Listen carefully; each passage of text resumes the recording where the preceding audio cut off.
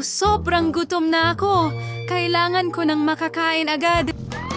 Ano? Hindi maaari. Umiiyak ang apo kong si Tracy. Kailangan ko siyang tulungan agad.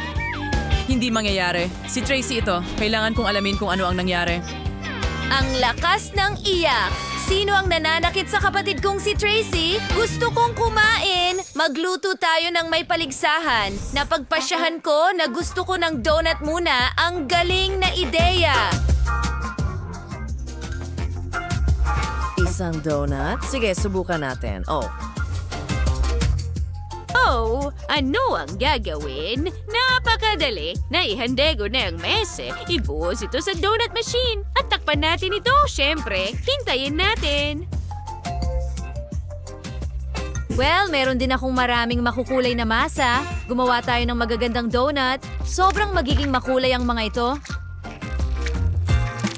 At sobrang masarap. Sana ma-appreciate ito ni Tracy.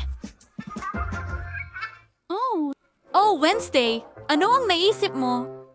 Kagwaancho ba chocolate donut? Wasinitam sila ng kaluluwa ko. Rainare and chocolate donut. At ingin kilawar siyang lagyan ng pulang icing. Medyo maganda. Susunod, kailangan natin silang ibuhos sa ibabaw. Ganyan lang. Gustong-gusto ko ito. Ang uwas natin kaunting cream. Manso, Maui's Donuts. And ay pinta at tinder orang sing-sing. Ngayon kalingan na yun, strawberry syrup. Kailangan ko ng tulong. Bagay, perfecto. Anong klaseng halimaw ito? Ito si Thing, isang miyembro ng aking pamilya. Kailangan ko ng mangkok. Thing, halika. Tulungan mo ako. Kaya mo yan, alam ko. Perfecto. Ngayon, ibuhos natin ang syrup sa isang mangkok. Susunod, kumuha tayo ng hiringgilya. Kailangang punuin ang lahat ng hiringgilya.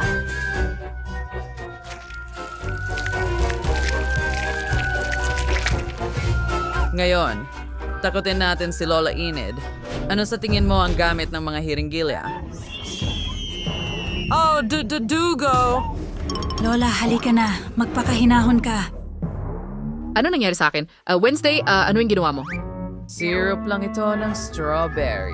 Ang nervyoso mo. Sige, kailangan ko lang ibuhos ang syrup sa ibabaw ng mga donut. Magiging napakasarap nito. Ngayon, ipasok ang hiringgilya sa bawat donut. Ano na ang nagawa mo hanggang ngayon? Tawag ko ang lutuin po yung kwingka hanggang ang mga donuts. Ilabas na ito ng lahat sa plato. Susunod, ilabas na ito ng pulpos na asukal. Oh, perfecto ito para sa mga donut. Magaling! Idagdag natin sa ibabaw.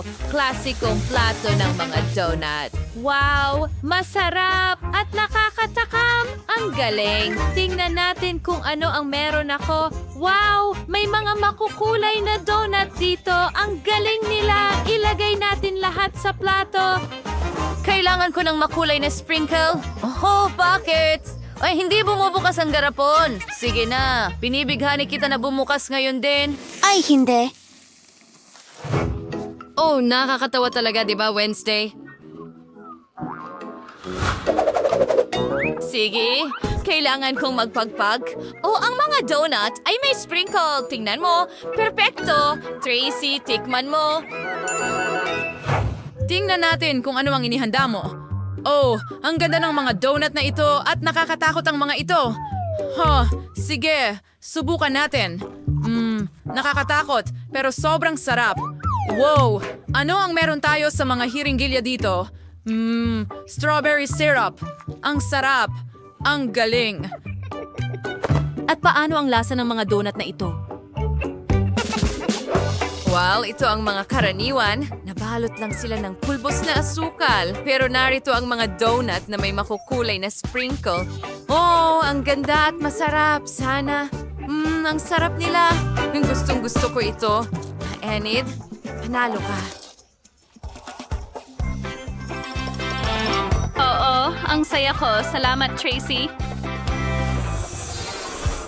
Ngayon, gusto ko ng cocktail. Oh, magandang ideya yan. Kumuha tayo ng garapon ng maaasim na candy. Ang kailangan ko lang gawin ay ilagay ang ilang maaasim na candy sa isang hulmahan at ilagay ang lahat sa oven para matunaw ang mga candy. Siyempre, magkakaiba ang kulay ng mga ito. Ilagay natin sila at hintayin na matunaw. At ngayon, lumipas na ang oras at oras na para ilabas sila. Wow, naging sobrang tamis. Alam mo ba, salamin?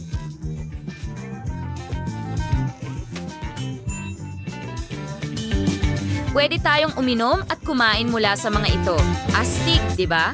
Ngayon, kailangan kong ayusin ang M&M's ayon sa kulay. Ibuhos ang lahat sa mesa. Iaayos natin ito ng ganyan. Madali lang. Naging maganda itong makukulay na puso. Tingnan mo.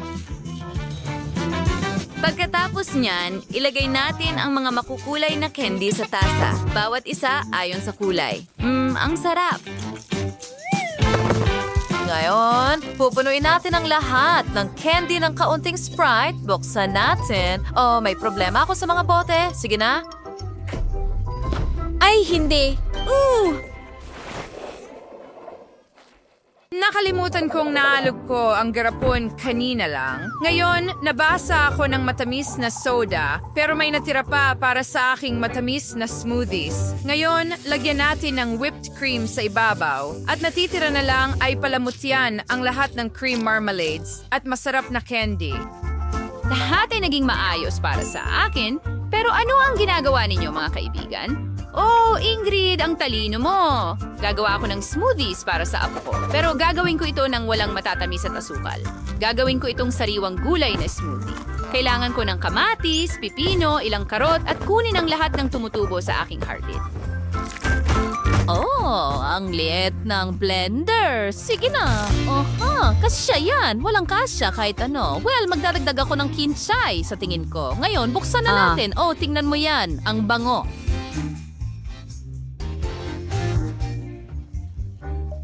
Vitaminang pampalakas. Magugustuhan ito ni Tracy. Mahilig siya sa mga vegetable smoothie ko. Ngayon, kailangan kong magdagdag ng ilang straw. At tapos na ako. Wednesday, ano ang naisip mo? Ngayon, ipapakita ko sa iyo kung paano gumawa ng totoong masarap na smoothie. Kailangan kong palamutian ang baso ng strawberry syrup. Marami nito.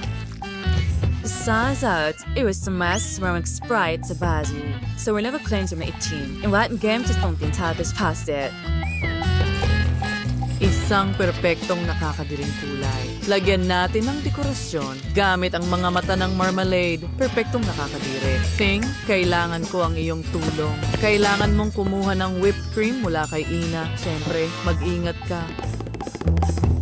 Kamusta, Ting? Oh, Lola, muntik mo na siyang tamaan. Hoy, Ting, akin yan na whipped cream. Anong ginagawa mo? Pero hindi ka man lang humingi ng permiso. Sasabihin ko kay Mama Wednesday ang lahat at mapaparusahan ka. Salamat, Ting. Tinulungan mo ako. Kailangan kong magdagdag ng kaunting cream sa aking cocktail at handa na. Isang straw. At tapos na ako. Bon appetit! Hooray! Ang paborito kong mga pagkain. Matagal na akong naghihintay. Sige, kailangan ko talaga ng masarap na bagay. Subukan natin itong kakaibang cocktail. Well, ang daming marmalade na mata. Masarap sila. Hindi masama. Subukan natin ang cocktail na ito. Ew, amoy hardy ni Lola. Nakakadiri. At ano ang inihanda ni Ina? Oh, mukhang napakatingkad at masarap. Subukan natin. Wow, ang paborito kong candy. Sa tingin ko si Ina ang panalo. Talaga? Ito ang pangalawa kong panalo. Ang saya ko. Salamat. Nakakabaliw. Ngayon, bigyan mo ako ng salad. Magagawa ito. Siyempre, mahal. Sige, kung ganoon, magsisimula na ako. Madalas akong magluto ng salad para sa apo kong si Tracy at ito ang aking paboritong putahe. Gustong-gusto kong magluto gamit ang masarap at masustansyang gulay. Kumuha ka lang ng manok muna at hiwain ito ng maliliit na cubes. The crotons for to set almusal. Oh, kantigas, tilash, di ba? Kuskusin na o na masarap na keso sa ibabaw. Oh, at handa na ito. Pagkatapos na ako. Aba, Lola, cool na recipe, pero mas simple para sa akin. Magpuputol ako ng iba't ibang cool na hugis gamit ang cheese mold na ito. Tingnan mo. Sa pagkakataong ito, mga bulaklak ang gagawin ko. Ilalagay namin ang lahat ng bulaklak sa mga skewer at ilalagay sa isang vase. Astig, diba? Ikaw naman, Wednesday!